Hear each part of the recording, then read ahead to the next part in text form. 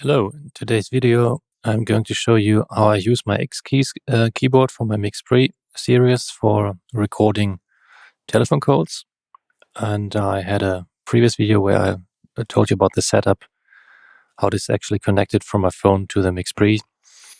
Here, as you can see on the right, I have a telephone connected. Can you see it? Yeah, you can. It's connected via a USB audio adapter, aux in, and the stereo out.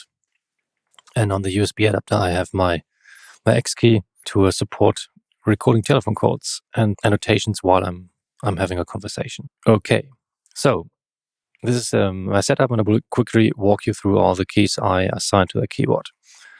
First, as in my previous video described, I have two channels, 1 and 2, for the remote caller or the remote calling parties, and I have channel 3 for my microphone that I'm currently talking into. Sometimes I would like to make annotations in verbal form, or I would like to mark specific or important parts of the conversation. And for that, I use cue markers. Of course, you can manually press the cue on the screen as seen here. Then you get a cue marker. But I find it more feasible to have a button on my X-Key keyboard, and I can just press that one to create another marker. So when I find this is a very important part of the conversation, I mark it and can later on quickly identify these positions in the recording. Sometimes, in addition to just setting a marker, I would like to do some kind of wrap up, because my conversation partner on the other end of the line tried to describe something which I would like to summarize in a quick sentence. Then I just not only want to make a cue marker or set a cue marker, but I also want to record something. But of course, I don't want the other party to hear what I just recorded. So in this case, I press the other button in the lower left. And by pressing that button, the output of the MixPre gets muted. So they are not really hearing what I'm saying. So I'm pressing that one here right now. You saw a screen flashing, and now I can actually record something which is not hearable on the other side. What happens in the background is that I go to the output menu and configure channel 3, which is the only channel that is actually going out via stereo out, and disconnect it from that output.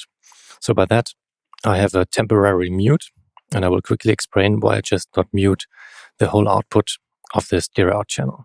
Sometimes during a conference call, there are longer periods where you really don't have to say anything. And when having that, I could mute my screen, my channel. Just go to the mute menu, press. When I press unmute, you can again hear me talking. The thing I found out is when I mute that channel and unmute it, it takes a couple of milliseconds or maybe half a second before the sound from that microphone is heard on the other side. Maybe this has something to do with the NoiseAssist plugin or MixAssist plugin I use. But I found it better or easier to just mute the stereo out. So instead of just muting the channel, I can go to the output menu, and I will go to the output menu, and I can mute the standard out like this. So by that, I can I have still my microphone open, and it would be still recorded, but it's not heard on the other side. So as I said, by muting the output of the MixPre, my channel is still open. I could still record something, and the problem is when I just mute the output, I'm not really having a visual feedback on the MixPre, so I cannot see it if it's really muted or not. So what I did is I assigned a button here which does the same thing I just described, but instead of just muting it, I put the channel 1 and 2 on solo to visualize that my talking I'm having right now is not heard on the other side. when I'm done muting, I would like to say something. I press that button again, and the standard out is unmuted, and I can again talk. As I said, even the standard out is when the standard out is muted, the channel 3 is still being recorded to the MixPre recording. And sometimes when I just want to quickly say something during a conversation, I press the button I just described before. And when I quickly want to talk, I press that button on the lower right. And by that, the standard out gets muted, but I just not only press it, I keep holding it.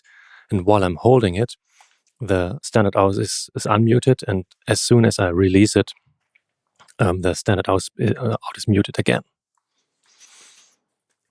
So by that, it's possible for me to be quiet for longer periods on a conference call, just listening, and maybe quickly saying something, and then resuming to mute, like on an intercom. And what do we have else here? Sometimes I want to go through the menus.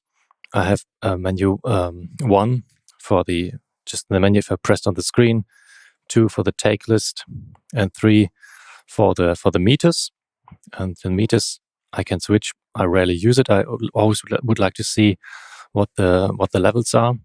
And if I'm inside some menu, I have the F12 key to go back to the main screen.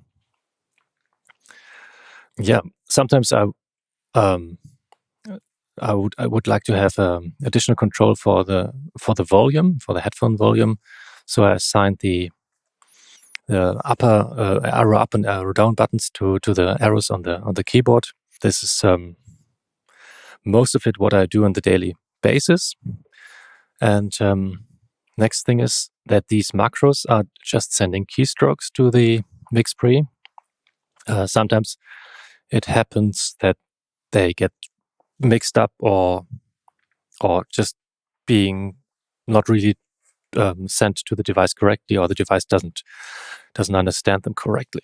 So I have some kind of informational buttons where I can see the current state. Like that, I see that my right output is active for channel 3, left output the same. So pressing F12, again I go back to the main screen, and then here I have escape and as key. Most of the time I do not need them really. So this is it. Now we should actually make a call. Hello. Hello. You're famous. You're now on YouTube. Oh, that's awesome. I thought so. I'm actually trying to, I'm giving a demonstration of my X keyboard on my MixPre, how I configure that. And I will now quickly make a annotation on my recording that you should not be able to hear. So let me test that. I will, 3, 2, 1, I will say something that you are not about to hear. Okay, this is what I'm annotating to myself. The other side should not be hearing that. So, did you hear anything? Not at all. So I just said that you are the loveliest person in the world. I'm sorry that you have missed that. I'm sorry. Yes, me too. Thank you very much again. But before you hang up, I will mute my output, and then you should not be able to hear anything at all. Maybe you can just start talking something unimportant or important, I don't know. And okay. Yes, actually, everything I say is important, so it probably she's totally wrong, but she can't. But she can't hear me. I'm really wondering what you're about to say now, because I can't hear anything. See, what you say. In addition, I could make an annotation. Completely. Press the button on the lower left. She's talking rubbish, holding that button, and yeah, some kind she's just talking rubbish. And that's a little bit boring. Okay, we are back in the call. Thank you very much for listening to my excellent conversation you couldn't hear. And yeah, thank you very much for participating. And I think I should wish you a good day.